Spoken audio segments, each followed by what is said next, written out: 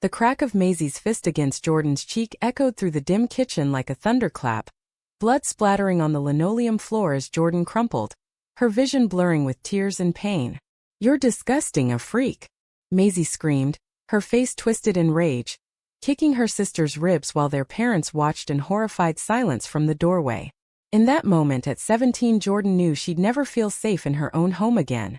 She grabbed her backpack and fled into the rainy Seattle night, vowing never to look back. Jordan stumbled down the slick streets, the Pacific Northwest rain soaking through her thin jacket, mingling with the blood trickling from her split lip. Her mind raced back to the discovery. Maisie, her big sister, the one she'd idolized, rifling through her diary and finding the entries about Sarah, the girl from school who'd stolen her heart with a single smile. "How could you do this to our family?" Maisie had snarled before the first blow landed. Now, alone and aching, Jordan hitched a ride to the bus station, using her saved-up babysitting money for a one-way ticket to New York City. The Big Apple, she'd heard, was a place where people like her could disappear and rebuild. Arriving in Manhattan days later, Jordan felt the city's pulse thrum through her veins. Horns blaring, crowds surging, skyscrapers piercing the sky like defiant fingers. She crashed on a shelter cot that first night, the fluorescent lights buzzing overhead as she whispered promises to herself. Survive, thrive, never let them break you. By morning she pounded the pavement, landing a job at a dingy diner in Hell's Kitchen, flipping burgers and pouring coffee for tips that barely covered her shared room in a rundown walk-up. The work was grueling, but it was freedom. Months blurred into years. Jordan enrolled in community college, studying graphic design by day and waiting tables by night. She kept her head down, avoiding deep connections, the scar on her cheek a constant reminder of betrayal. But then came Alex, a fiery artist with cropped red hair and eyes like storm clouds, who sketched portraits in Washington Square Park. Their first meeting was accidental, Jordan spilling coffee on Alex's sketchbook during a lunch rush. "Hey, watch it." Alex laughed, not angry, her voice warm like honey. Apologies turned to conversation, then to late-night walks along the Hudson, where Jordan finally opened up about her past. "You're brave," Alex said one evening, as they sat on a bench watching the sunset paint the water orange. "Leaving everything behind? That's strength." Jordan felt a flutter in her chest, the kind she'd suppressed since Sarah. Their first kiss happened under the Brooklyn Bridge, fireworks exploding in the distance from some festival, soft, tentative, then deepening into something real.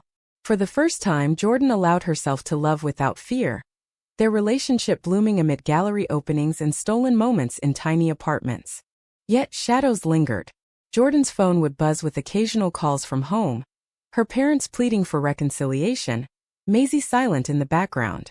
"She's changed," her mom would say, but Jordan hung up, heart hardening. She built a life.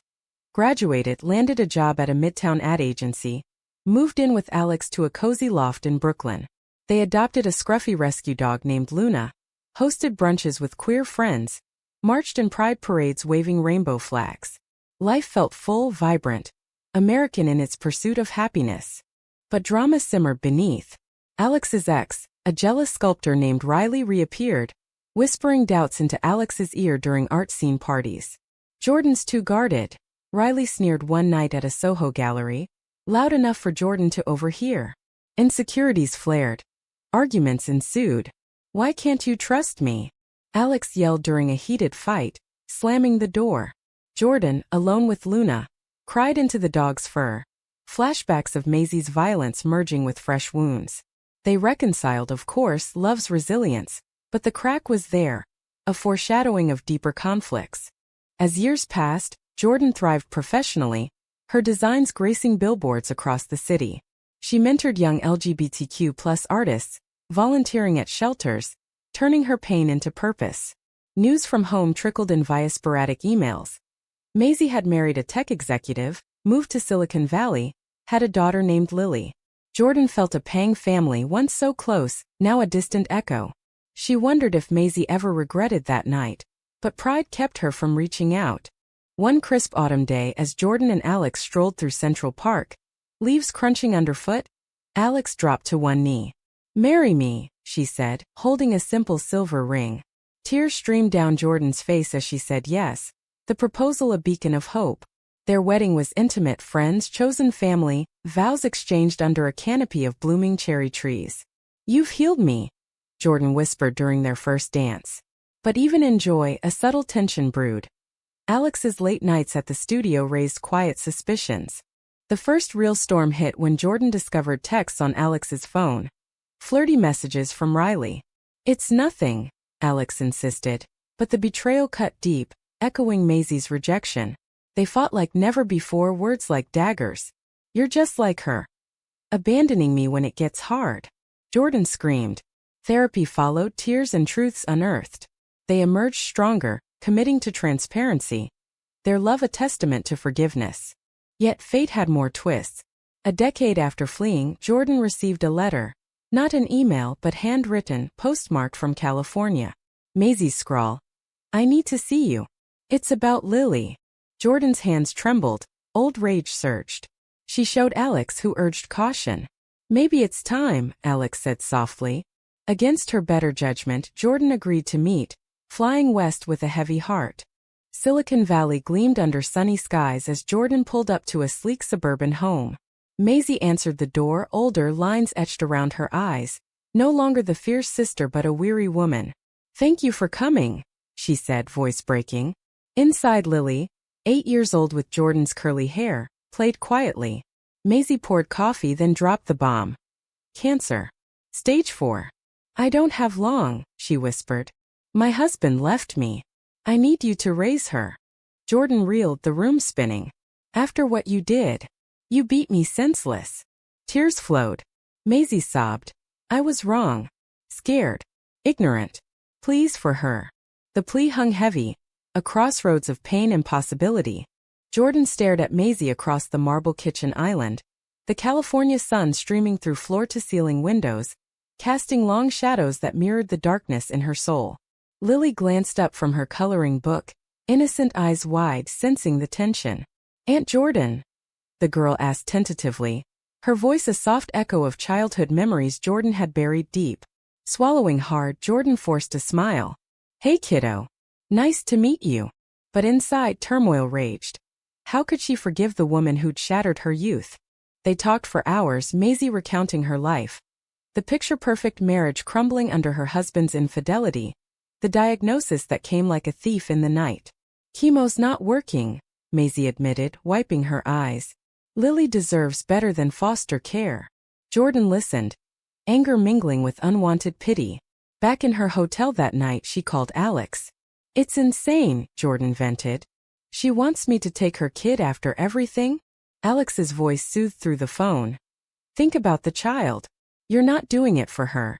You're doing it for you, for healing." Days turned to weeks as Jordan extended her stay, getting to know Lily. The girl was bright, funny, with a love for drawing that mirrored Jordan's own passion. They visited Golden Gate Park, Lily's laughter ringing as they fed ducks by the pond. "Mom says you're an artist," Lily said one afternoon, sketching a crude family portrait. Jordan's heart ached. Family redefined. Maisie watched from afar, frail but grateful, sharing stories of their shared childhood before the rift.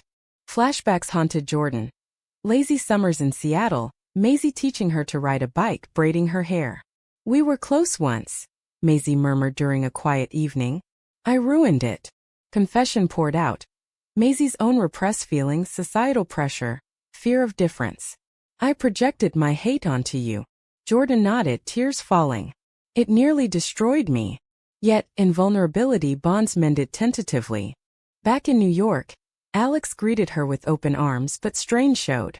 "You're different," Alex noted. As Jordan obsessed over Lily's future, discussions turned heated. "We'd have to upend our lives," Alex argued. Jordan countered. "She's family." Cracks widened. Alex felt sidelined, her own dreams of starting a family postponed. One night, after a wine-fueled spat, Alex stormed out, seeking solace at Riley's studio. Jordan discovered the slip-up via a mutual friend. Another betrayal. Confrontation exploded. "How could you?" Jordan yelled, packing a bag. Alex begged. "It was a mistake. I was scared." But trust fractured. Jordan flew back to California alone, diving into Lily's world. She helped with homework, attended doctor's appointments with Maisie, who grew weaker. "You're good with her," Maisie whispered from her hospital bed. Jordan held her hand, forgiveness budding amid grief. As Maisie's health declined, drama peaked. Her ex-husband resurfaced, demanding custody for financial gain. "Lily's inheritance is mine," he snarled in court. Jordan testified, voice steady. "I've seen the love here. Don't tear her apart." The judge ruled in favor of stability, temporarily with Jordan. Maisie smiled weakly. "Thank you." Romantic embers flickered when Jordan met Taylor, a kind nurse at the hospice. Their eyes met over coffee in the cafeteria, conversations flowing about loss and resilience. "You're strong," Taylor said, her gentle touch sparking warmth. But Jordan pulled back, loyal to Alex despite the pain. "I can't," she said, though longing stirred. Maisie's final days were poignant. "Promise me you'll love her," she breathed, gripping Jordan's hand. "I do," Jordan vowed. Maisie passed peacefully, autumn leaves falling outside like tears. Funeral in Seattle reunited the family. Parents hugging Jordan, regrets voiced. "We're sorry," her dad said. Jordan nodded, healing beginning. With Lily in tow, Jordan returned to New York, custody formalized. Alex waited at the airport, remorseful. "I messed up," she admitted. They talked through nights, rebuilding brick by brick. "We can do this together," Alex said, embracing Lily. The trio formed a new family unit, Luna barking happily. Yet challenges loomed. Lily struggled with grief, acting out in school. Jordan navigated therapy sessions, drawing on her own past. "It's okay to hurt," she told Lily, holding her close. Alex stepped up, teaching art classes, their bond strengthening through adversity. In quieter moments, Jordan reflected on the journey, from beaten teen to guardian aunt. Love's complexities unfolded. Romantic with Alex, familial with Lily, redemptive with Maisie's memory. New York buzzed around them, a symbol of reinvention. As winter snow blanketed the city, Jordan and Alex renewed vows in a small ceremony, Lily as flower girl. "Through storms we endure," Jordan said. Happiness, hard-won, felt profound. Snowflakes danced outside the Brooklyn loft window as Jordan tucked Lily into bed, reading from a worn copy of The Velveteen Rabbit. "What does it mean to be real?" Lily asked, her eyes heavy with sleep. Jordan kissed her forehead. "It's about love making us whole, even when it hurts." Downstairs, Alex waited with hot cocoa, their fingers intertwining. "We're making it," Alex whispered. But beneath the calm, undercurrents of doubt swirled. Could they sustain this fragile peace? Life settled into a rhythm. School drop-offs, design deadlines, couples therapy. Jordan's agency promoted her to creative director. Her work featured in national campaigns promoting LGBTQ+ rights. "You're inspiring," a colleague said. Yet, success amplified internal conflicts. Taylor, the nurse from California, emailed occasionally. Friendly check-ins that stirred unspoken what-ifs. Jordan deleted them, committed to Alex, but the temptation lingered like a shadow. Drama resurfaced when Maisie's ex, Victor, appealed the custody ruling. "He's claiming I'm unfit," Jordan told Alex, pacing the living room. Court dates loomed, lawyers digging into Jordan's past, the beating, her sexuality. "This could destroy us," Alex fretted. Witnesses testified. Old neighbors recalling the family's dysfunction, friends vouching for Jordan's stability. Victor's lawyer sneered. "A non-traditional household?" Jordan stood tall. "Love isn't traditional, it's real." The trial unearthed buried emotions. Jordan's parents flew in, testifying on her behalf. "We failed her once," her mom said tearfully. "Not again." Victor's motives exposed, greed for Maisie's estate. The judge ruled decisively. Permanent custody to Jordan. Victor stormed out, defeated. In the courthouse hallway, hugs abounded, forgiveness flowing like a river. Romantic tensions simmered. Alex's art career soared, leading to a residency in Chicago. "It's only 3 months," she said. Jordan nodded, but fear gnawed. Distance after betrayal? "Go," Jordan encouraged, masking hurt. With Alex gone, loneliness crept in. Lily's nightmares worsened. "Don't leave me like Mom." Jordan soothed her, but her own heart ached. Enter Harper, a charismatic bookstore owner in the neighborhood. They met at a reading event, bonding over queer literature. Your story sounds like a novel, Harper said, eyes sparkling. Coffee dates followed, platonic, Jordan insisted, but chemistry crackled. One rainy evening, as they sheltered under an awning, Harper leaned in. I see you, she murmured. Jordan pulled away, guilt flooding. I'm taken. Alex returned early, surprising them with flowers. I missed you too much. Reconciliation was passionate, but Jordan confessed the near miss. We need to fight for us, Alex said. They planned a family vacation to the Grand Canyon. Red rocks symbolizing enduring strength. Lily marveled at the vistas. It's like a painting. Bonds deepened amid hikes and campfires. Yet betrayal's echo returned. An anonymous tip to Jordan's boss alleged impropriety, fabricated by Victor in revenge. Rumors spread, threatening her job.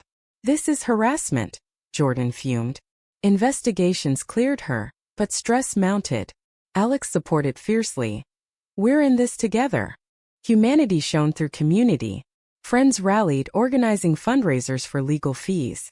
Jordan volunteered more, speaking at panels on family acceptance. Pain shapes us but love redeems, she shared. Lily, inspired, drew posters for Pride. Love is love. As spring bloomed, a health scare hit.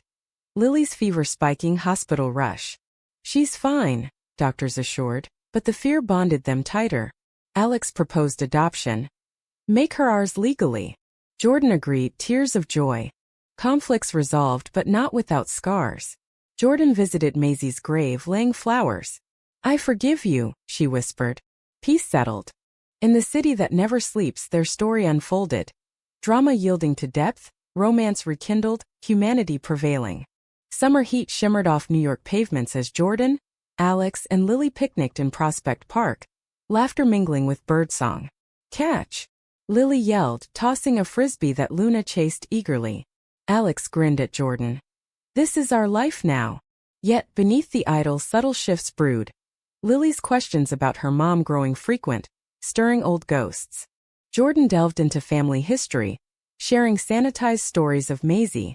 She loved you fiercely, Jordan said, showing photos. Lily traced her mother's face. Why did she hurt you?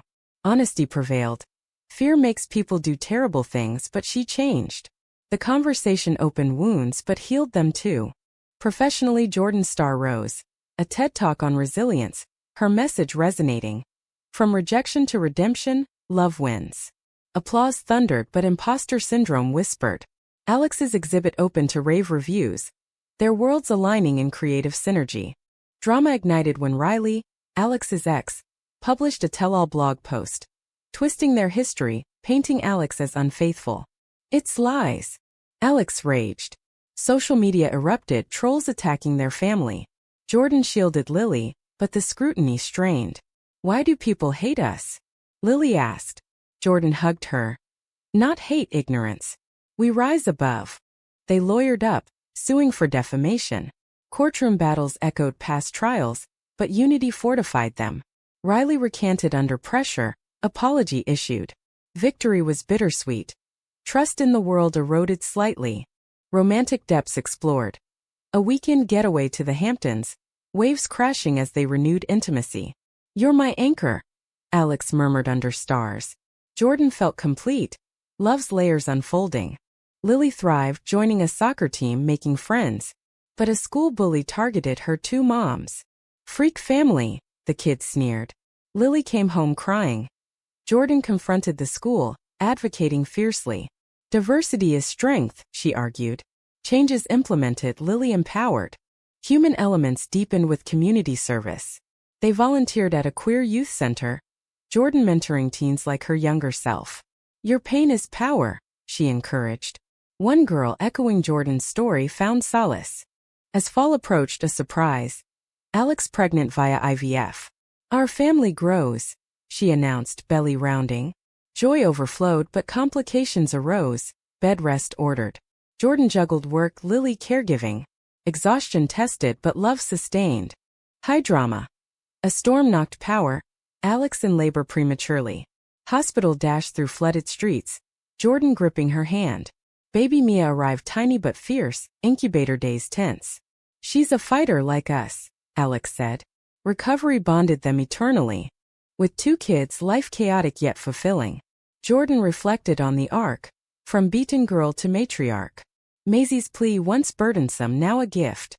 In America's melting pot, their story embodied hope, flawed, resilient, profoundly human. Years cascaded like pages in a well-worn book, New York evolving around them as Jordan's hair grayed at the temples, Alex's laugh lines deepening with time. Lily, now a teenager, blasted music in her room, sketching designs inspired by Jordan's career. Mia, energetic at 10, bounced a ball against the wall, Luna's successor. A golden retriever named Sunny chasing after. Family meeting. Jordan called, gathering them for pizza night. These rituals anchored them amid life's tempests. Reflecting back, the journey's drama felt epic. From that fateful beating to Maisie's desperate plea, cycles of pain and redemption wove their tapestry. Jordan often visited the old Seattle home, now reconciled with parents who doted on grandkids. "You've taught us grace," her mom said during holidays. Conflicts hadn't vanished entirely. Lily's rebellion phase brought clashes. "You're too strict," she'd yell, slamming doors. Jordan, drawing from her past, listened patiently. "I get it, anger hides hurt." Therapy helped bond strengthening. Alex and Jordan's romance endured. Anniversaries celebrated with quiet dinners overlooking the skyline. "Through every storm," Alex toasted. A brief scare. Alex's health check revealing a lump, benign thankfully, reminded them of fragility. Humanity's core shone in giving back. They founded a foundation for LGBTQ+ foster kids. Jordan's story, its cornerstone. "From ashes we rise." She spoke at galas, inspiring donations. Lily came out as bi, confiding tearfully, "I'm scared." Jordan held her. "You're loved exactly as you are." Pride parades became family tradition, flags waving high. As Mia grew, questions about origins arose. "Aunt Maisie was my mom?" Lily explained gently, photos shared. "She gave me to the best person." Closure complete. In twilight years, Jordan and Alex retired to a cozy upstate cabin, grandkids visiting. "Look how far we've come," Jordan mused, watching sunsets. Alex squeezed her hand. Love conquered all. The end wasn't tragic but triumphant. A life of depth, forgiveness, enduring bonds. In America's spirit of reinvention, their tale whispered, "Healing is possible, humanity prevails."